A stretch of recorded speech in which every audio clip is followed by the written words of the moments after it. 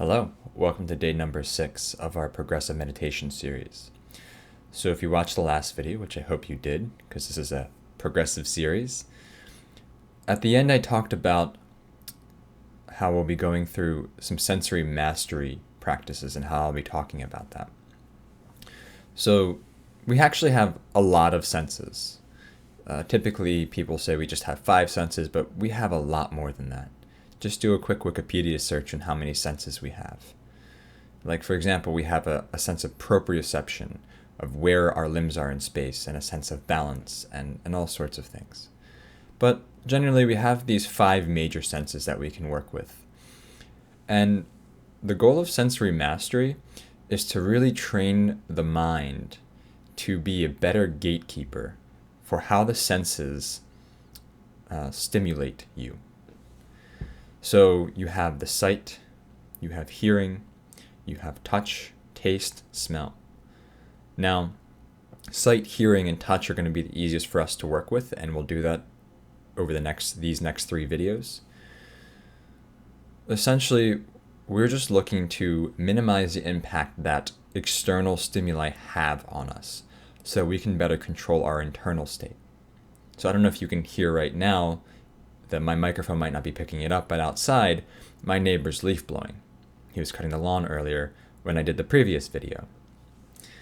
And with practice, you'll be able to consciously tune out extraneous noises and sights and sensations. Now, we do this all the time unconsciously. When you're working and you're very focused on something. I know I do this at work in particular. I'll be working away at my keyboard and somebody's talking to me and I haven't heard a word that they've said. I've just tuned them out completely. So that's an unconscious tuning out. So that's not really sensory mastery. Another way sometimes people are able to have better internal control is by self-isolating, and I know it's very appropriate for the times we're doing right now, for the current conditions, but isolation tanks and going into dark rooms and caves, these are all ways people make sure that they're not going to be stimulated by external factors. And that's not exactly the same thing as sensory mastery either. But that's one way to reach deeper meditation practices. So for today, I'm just going to briefly go over mastery of the sight. And these are just short kind of introductory videos, these supplemental pieces that I'm offering. There's really a lot more to explore, and there are some courses online. I know Yoga Life University has one that I actually recently just took. And there's really a lot of depth to this that you can go into. But for right now, this is just to give you a taste and a better awareness around how you handle your senses. So most likely you're either on your phone or sitting at a keyboard or at a computer with a keyboard. And what I want you to do is, instead of looking at me at this video, I want you to look slightly down away from the video at the keyboard, or if you're on your phone, up at something out in the distance. And once you've done that, I want you to fix your gaze to one thing in particular. And then begin to soften your gaze on that thing. So don't worry about forcing the gaze to be fixed on that, but generally hold that thing in your sight. Soften the vision. So maybe you notice it becomes slightly blurry. And while you're looking at that, start to pay attention to how you feel. In particular, you can pay attention to what you're doing with the breath.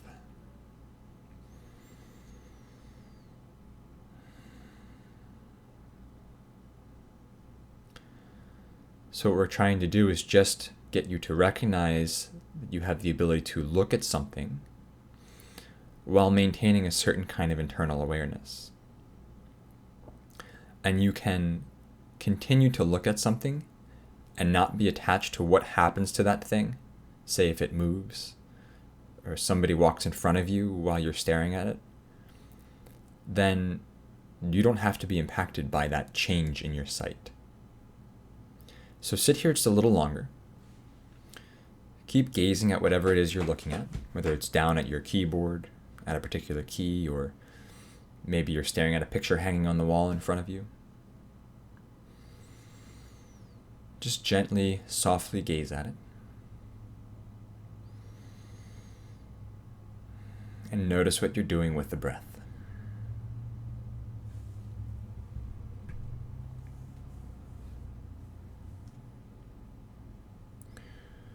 Now come on back, and in just a moment here, we're going to go into our meditation practice.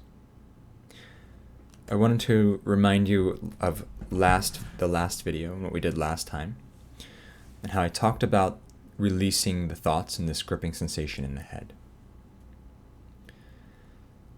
So prepare yourself here for your seated meditation.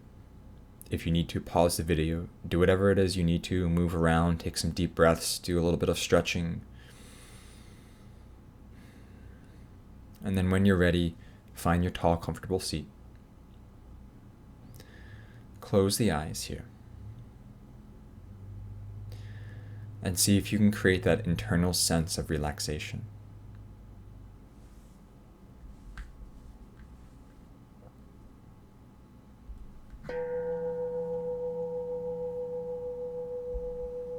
We'll be here for 6 minutes.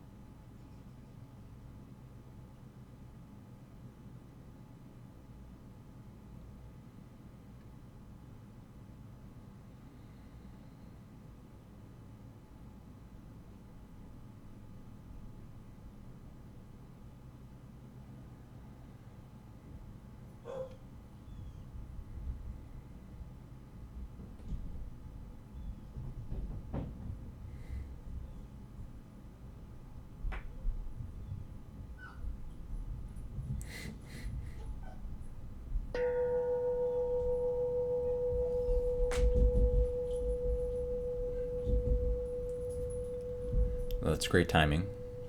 My roommate just got home and is winding my dog up right now.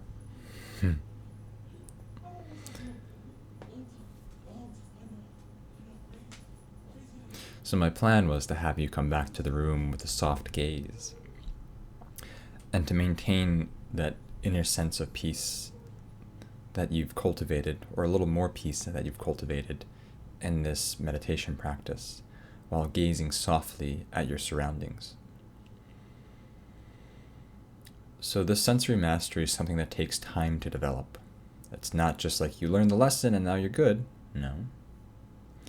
You have to practice it. And it's something that I practice more and more.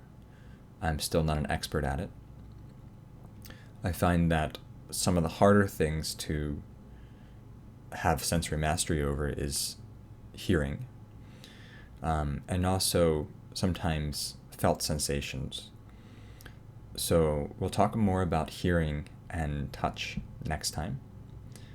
I hope that you enjoyed today's video and that the sensory mastery stuff is making a little bit of sense to you. It's probably new. Remember, all we're looking to do, well, I say that as if it's a very simple, small thing, when actually there's quite a lot to do. What the sensory mastery is, we are gaining control over the amount that an external stimulus impacts our internal state. That's really it. And you do that through all the senses. So I hope you join me next time for day number 7. I'll see you then.